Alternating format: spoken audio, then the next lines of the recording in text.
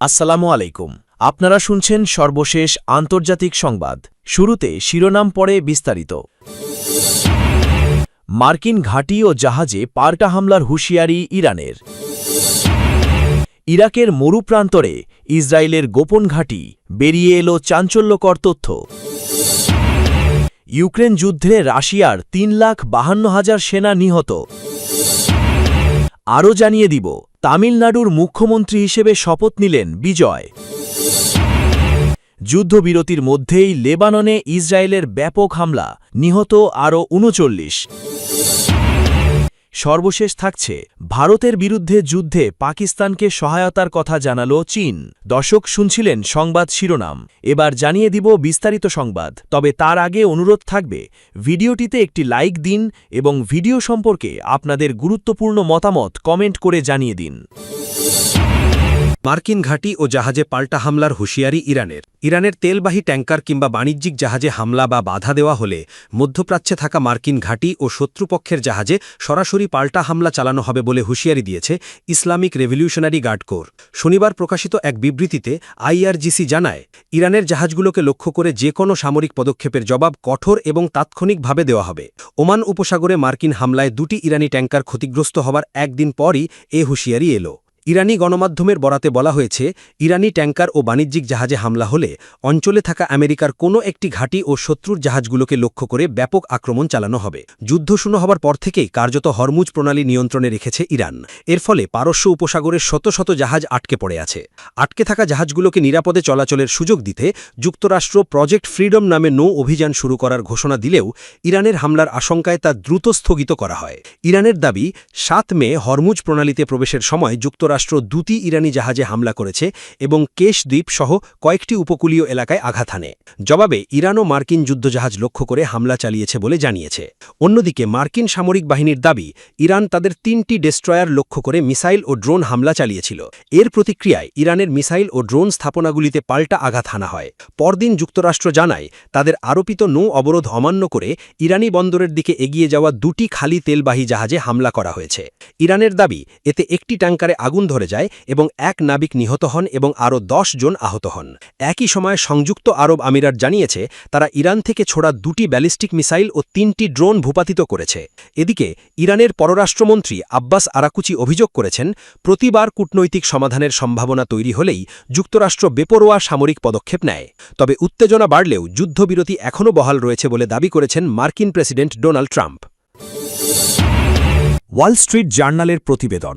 ইরাকের মরুপ্রান্তরে ইসরায়েলের গোপন ঘাঁটি, বেরিয়ে এলো চাঞ্চল্যকর তথ্য। ইরানের বিরুদ্ধে বিমান হামলা চালানোর জন্য ইরাকের মরুপ্রান্তরে গোপন সামরিক ঘাঁটি স্থাপন করেছে ইসরায়েল। শনিবার দ্য ওয়াল স্ট্রিট জার্নালের এক প্রতিবেদনে জানানো হয় এমন তথ্য। গত 28 ফেব্রুয়ারি ইরানের বিরুদ্ধে যুক্তরাষ্ট্র ও ইসরায়েলের যৌথ আগ্রাসনের ঠিক আগে এই ঘাঁটি নির্মাণ করা হয়। প্রতিবেদনে বলা হয়, বিষয়টি সম্পর্কে অবগত রয়েছে ওয়াশিংটন। এই ঘাঁটি ইসরায়েলি বিশেষ বাহিনী এবং বিমান বাহিনীর রসদ সরবরাহ কেন্দ্র হিসাবে কাজ করত।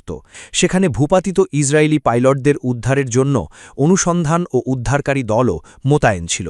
প্রতিবেদনে বলা হয়, মার্চের শুরুতে একজন স্থানীয় মেষপালক প্রত্যন্ত অঞ্চলে সন্দেহজনক হেলিকপ্টারের আনাগোনা সম্পর্কে কর্তৃপক্ষকে সতর্ক করেন। বিষয়টি তদন্তের জন্য সেখানে ইরাকি সেনা পাঠানো হয়, কিন্তু ইসরায়েলি বাহিনী তাদের ওপর বিমান হামলা চালায় এবং সেনারা পিছু হটতে বাধ্য হয়।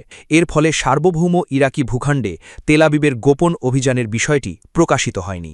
মার্চের শেষের দিকে জাতিসংঘে দায়ের করা একটি অভিযোগের উদ্ধৃতি দিয়েছে জার্নাল। ইরাকের অভিযোগ, এই হামলায় বিদেশি বাহিনী জড়িত ছিল।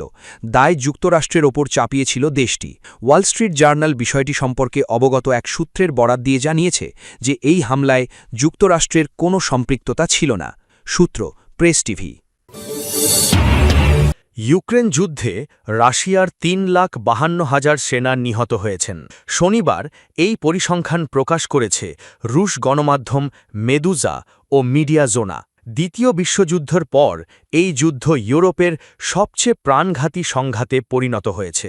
এই পরিসংখ্যানে চলতি বছর রণাঙ্গনে নিহতদের অন্তর্ভুক্ত করা হয়নি। এছাড়া এতে বিদেশি যোদ্ধা এবং অধিকৃত ইউক্রেনীয় ভূখণ্ডে গঠিত মিলিশিয়া বাহিনীতে রাশিয়ার পক্ষে যুদ্ধ করা সেনাদের মৃত্যুর সম্পূর্ণ চিত্র এতে অন্তর্ভুক্ত হয়নি। ওয়াশিংটন ভিত্তিক think tank centre for strategic and international studies জানুয়ারিতে জানিয়েছিল 2025-এর শেষ নাগাদ এই যুদ্ধে আনুমানিক 3,25,000 রাশিয়ান সেনা এবং 1,40,000 ইউক্রেনীয় সেনা নিহত হয়েছেন। এদিকে রাশিয়া যুদ্ধক্ষেত্রে সেনা সরবরাহ অব্যাহত রাখতে নতুন নতুন পন্থা অবলম্বন করছে। এর মধ্যে রয়েছে আফ্রিকা এবং বিশ্বের অন্যান্য অঞ্চল থেকে যোদ্ধা আনার জন্য নতুন করে প্রচেষ্টা শুরু করা এবং মস্কোর ক্রমবর্ধমান ড্রোন বাহিনীর জন্য রুশ বিশ্ববিদ্যালয়ের ছাত্রদের নিয়োগের উদ্যোগ। সূত্র নিউ ইয়র্ক টাইমস।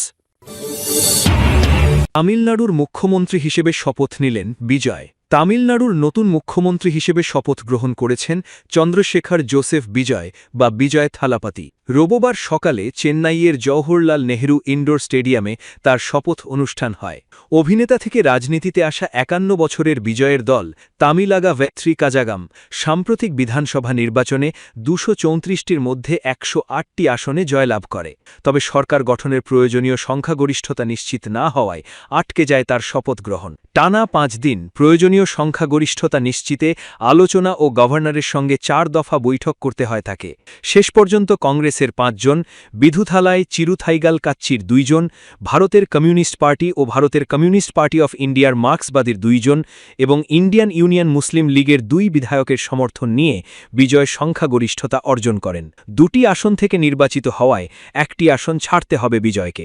এরপরেও তার জোটের মোট সদস্য সংখ্যা দাঁড়াবে 120 জনে। এই সরকার গঠনের মাধ্যমে প্রায় 60 বছর পর তামিলনাড়ুতে ডিএমকে ও এআইএডিএমকের বাইরে অন্য কোনো দলের সরকার প্রতিষ্ঠিত হল। তামিলনাড়ুর মুখ্যমন্ত্রী। যুদ্ধবিরতির মধ্যেই ইসরায়েলের ব্যাপক হামলা, নিহত আরও 39 জন। চলমান যুদ্ধবিরতির মধ্যেই ইসরায়েলের সামরিক অভিযানে লেবাননে অন্তত 39 জন বেসামরিক নাগরিক নিহত হয়েছেন। স্থানীয় সময় শনিবার 9 মে লেবাননের দক্ষিণাঞ্চলের টাইর শহর জুড়ে একের পর এক বিমান হামলা চালায় ইসরায়েল। টাইরের কাছে বুদিয়াস, নাবাতিহে, বিনতে জবেল ও সাইদার বিভিন্ন এলাকায় হামলার খবর পাওয়া গেছে। সবচেয়ে ভয়াবহ হামলাগুলোর একটি হয় সাকসাকিয়ে এলাকায়, যেখানে বাস্তুচ্যুত মানুষদের আশ্রয় দেওয়া একটি ভবনে অভিযান চালানো হয়। এছাড়া সাদিয়াত, নাহারাইন, হাবুস ও মেফদুনের এলাকাতেও প্রাণহানির খবর পাওয়া গেছে। ধ্বংসস্তূপে আটকে পড়াদের উদ্ধারে কাজ করছে লেবাননের সিভিল ডিফেন্স। লেবাননের স্বাস্থ্য মন্ত্রণালয় জানিয়েছে, ইসরায়েলের তীব্র হামলায় শনিবার অন্তত 39 জন নিহত হয়েছেন। এর মধ্যে দক্ষিণাঞ্চলীয় শহর সাকসাকিয়েহে একটি শিশুসহ অন্তত 7 জন নিহত হয়েছে। অন্যদিকে পাল্টা হামলা অব্যাহত রেখেছে হিজবুল্লাহ। সংগঠনটি দাবি করেছে, তারা দক্ষিণাঞ্চলের বিভিন্ন এলাকায় ইসরায়েলি অবস্থান লক্ষ্য করে গোলাবর্ষণ ও ড্রোন হামলা চালিয়েছে। নেতানিয়াহু বাহিনীর দাবি, সীমান্তের কাছে হিজবুল্লার একটি ড্রোন বিস্ফোরণে 3 সেনা আহত হয়েছে, যাদের একজনের অবস্থা আশঙ্কাজনক। একই সঙ্গে দক্ষিণ লেবাননে অভিযান চালানো সেনাদের লক্ষ্য করে একাধিক প্রজেক্টাইল ছোড়ার কথাও জানিয়েছে তেল আবিব।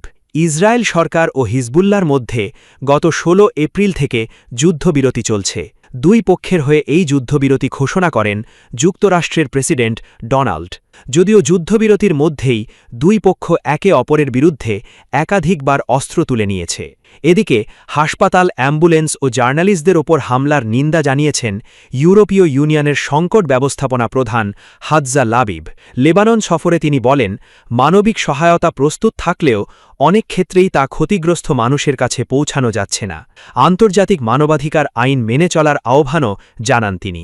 এই উত্তেজনার মধ্যেই আগামী 14 ও 15 মে ওয়াশিংটনে দ্বিতীয় দফা ইসরায়েল লেবানন আলোচনা আয়োজনের ঘোষণা দিয়েছে যুক্তরাষ্ট্র। তবে বৈরুত বলছে, আলোচনা শুরুর আগে ইসরায়েলকে হামলা বন্ধ করতে হবে। বিশ্লেষকদের মতে, চলমান হামলা পাল্টা হামলার মধ্যে যুদ্ধবিরতি ধরে রাখা ক্রমেই কঠিন হয়ে উঠছে এবং পরিস্থিতি আবারও পূর্ণমাত্রার সংঘাতে রূপ নিতে পারে। ভারতের বিরুদ্ধে যুদ্ধে পাকিস্তানকে সহায়তার কথা জানালো চীন। গত বছর ভারত পাকিস্তান সংঘাতে পাকিস্তান বিমান বাহিনীকে প্রযুক্তিগত সহায়তা দেওয়ার কথা প্রথমবারের মতো স্বীকার করেছে চীন। চীনের রাষ্ট্রায়ত্ত সংবাদ মাধ্যম সিসিটিভিতে প্রকাশিত এক সাক্ষাৎকারে এই তথ্য উঠে আসে।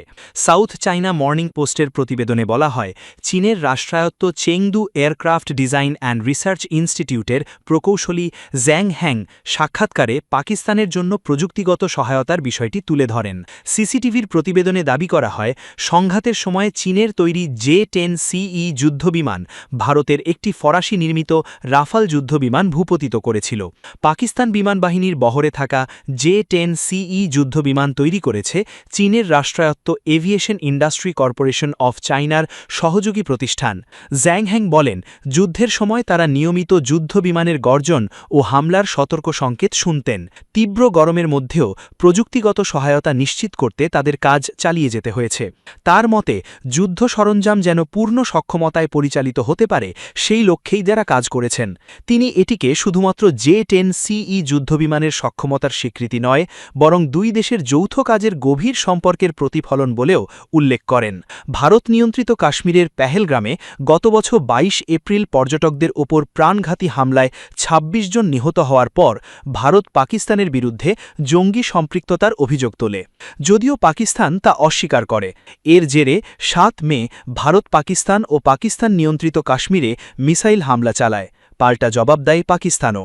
৪ দিন ধরে চলা এই সংঘাত শেষে যুদ্ধবিরতিতে সম্মত হয় দুই দেশ।